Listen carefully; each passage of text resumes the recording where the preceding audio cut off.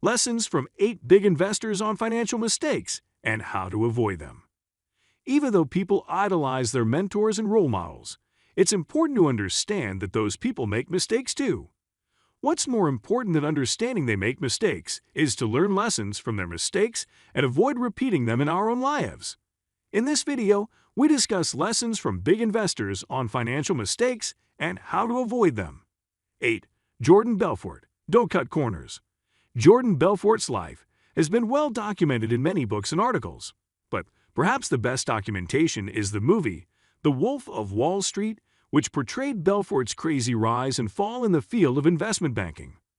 Belfort served 22 months in prison for the crimes of money laundering and securities fraud. But in spite of this incident, he still maintains visibility in the public eye, as most impressionable young men seek to recreate his success and his lavish lifestyle. But the lesson here is to not cut corners in order to put up appearances. Doing so could be disastrous. There's no need to spend above your means or put up appearances in the first place. Let things happen organically. 7. Mark Zuckerberg. Pay attention to policy challenges. Mark Zuckerberg is the CEO and co-founder of Facebook, which is the biggest social media company in the world. However, before Facebook got to 2.7 billion active users, earning Zuckerberg a net worth of $130 billion, he used to run the company in a rather lax manner, not really paying attention to law or policy changes that could affect his business. This attitude eventually came to bite Zuckerberg in the behind, since he was summoned to Congress for a number of hearings on how his lack of moderation has made his platform one of the prime destinations for spreading misinformation. As such, Facebook has seriously fallen out of favor among investors, lawmakers, and the public. 6. Jack Dorsey. Learn from your competitors' mistakes. This point follows directly from our previous point, as the two are intimately related.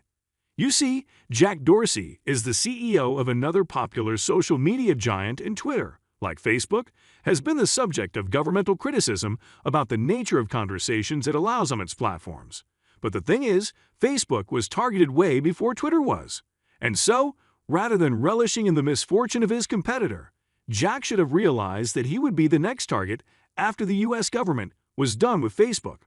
In some senses, the scrutiny around Twitter has even been worse than what Facebook had to endure. This has pressured him to introduce heavy moderation, which has spawned some alternative social media websites as competitors to his business. 5. George Soros. Sometimes a comeback is impossible. One of the best investment strategies out there is to buy something cheap and sell it when its value appreciates. This way, you stand the chance of making a massive profit. This piece of advice applies to both small-scale and large-scale investments. Unfortunately, though, it doesn't always work. George Soros, worth $8 billion, learned this lesson the hard way when he made a bet on JCPenney to return to winning ways after a leadership change at the retail company. Unfortunately for him, the turnaround he was predicting simply didn't come. As such, he made a 50% loss on his investment before eventually giving up and offloading his shares. Talk about a costly financial mistake. 4. Carl Icahn. Do not invest in dying industries. Carl Icahn's mistake is a bit similar to that of George Soros. Even though Icahn is worth $15 billion today, he didn't accrue that fortune without some bumps on the road. Carl's big mistake was investing in a dying business by the name of Blockbuster. At the time, the company had a near monopoly in the field of DVD rentals and video on demand. Even though competitors like Netflix were on the rise, leadership didn't sufficiently evaluate the threat, leading to investor overconfidence. Well, Blockbuster eventually went bankrupt, and it was at the hands of none other than Netflix. Icahn lost about $200 million by investing in Blockbuster. However, he learned his lesson and went on to invest in Netflix, earning him a $2 billion payout. 3. Warren Buffett. Do not invest in an unsustainable business. Even Warren Buffett, the almighty oracle of Omaha, has made some pretty significant financial mistakes. Although his track record has been largely clean, there are a couple of significant failures. In 1993, Buffett bought a shoe company known as Dexter Shoes. At the time, he thought it was a good purchase and that the company has a significant competitive advantage, which would see it rapidly expand and grow. However, this competitive advantage didn't exist at all, and the company was a failure, costing investors $3 billion in cash. And so, the lesson here is to do as much research into potential investments as possible. If a business does not have a competitive advantage, then there's no way it can dominate in a market. 2. Elon Musk. Social media has its dangers.